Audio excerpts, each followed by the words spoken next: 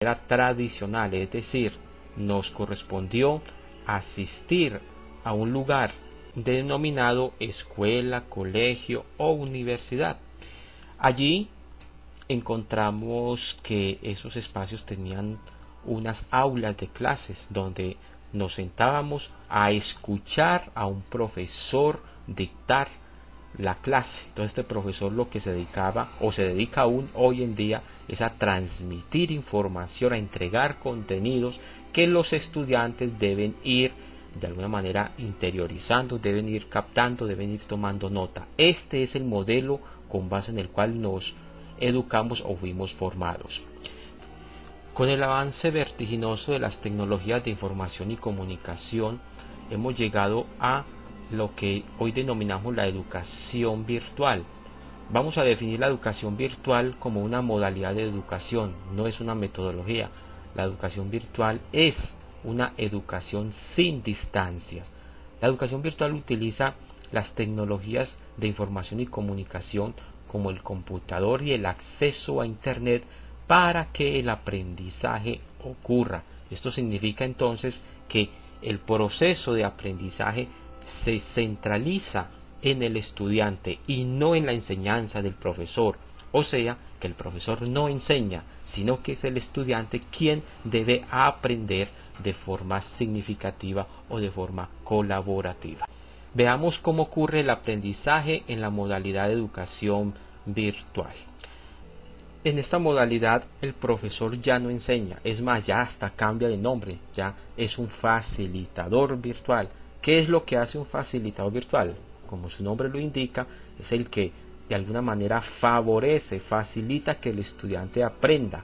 Por lo tanto, el profesor o facilitador virtual no va a enseñar, sino que va a entregar contenidos, información, guías de aprendizaje, va a sugerir actividades de evaluación o actividades de aprendizaje para que el estudiante dé cuenta de sus procesos de aprendizaje o de los conocimientos que ha adquirido.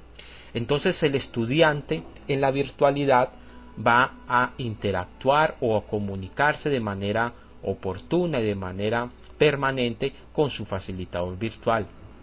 También este estudiante se va a comunicar con sus compañeros de curso, porque él allí no está solo.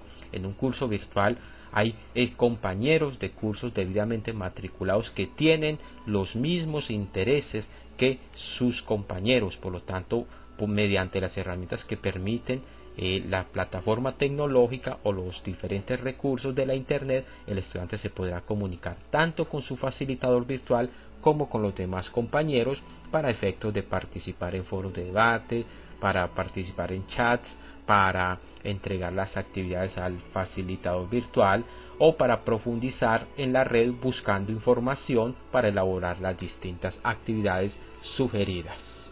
Hace un rato hablamos de una cosa denominada plataforma educativa.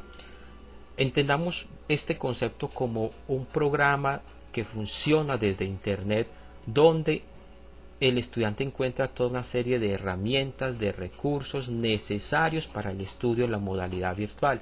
Entonces, una plataforma educativa verdaderamente es una simulación de una aula de clases, donde va a encontrar a un facilitador virtual, donde va a encontrar herramientas, donde va a encontrar contenidos, donde va a encontrar compañeros, donde va a encontrar actividades de aprendizaje o actividades de evaluación.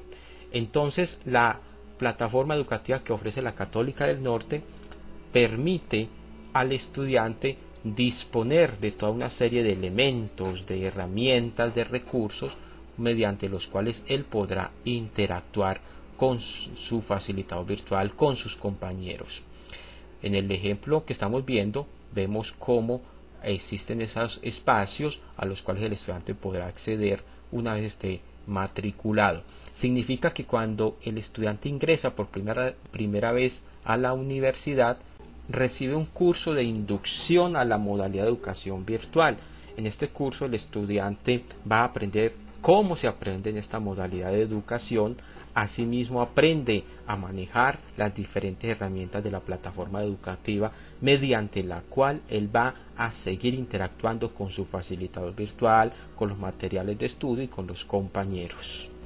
Podemos concluir entonces que la educación virtual no es solamente el computador y el acceso a Internet. La educación virtual supone del estudiante o exige del estudiante que esté permanentemente interactuando, ingresando a la plataforma para realizar las diferentes actividades, para lo cual se sugiere que adopte una serie de técnicas de estudio. Exige esta modalidad de educación virtual mucha disciplina, mucha responsabilidad para que el estudio y el aprendizaje ocurra de forma significativa.